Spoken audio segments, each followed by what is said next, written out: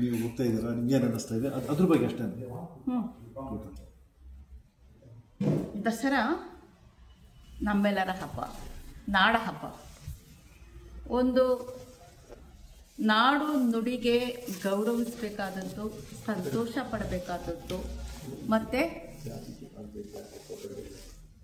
ಅದರ ಏಳಿಗೆಗೆ ದುಡಿಯಬೇಕಾದಂಥದ್ದು ನಮ್ಮೆಲ್ಲರ ಕರ್ತವ್ಯ. ಹೀಗಾಗಿ ಇದೊಂದು ಕರ್ನಾಟಕದವರಿಗೆ, ನಮ್ಮ ದೇಶದವರಿಗೆ ಇದೊಂದು ಮಹಾನ್ ಸಂಭ್ರಮ. ಈ ಸಂಭ್ರಮದಲ್ಲಿ ಬಹಳ ಮುಖ್ಯ ಪಾತ್ರವನ್ನು ವಹಿಸಲಿಕ್ಕೆ ನನಗೆ ಆಹ್ವಾನ ಬಂದಿರೋದು ಬಹಳ ಸಂತೋಷಕರವಾದಂತಹ ವಿಷಯ.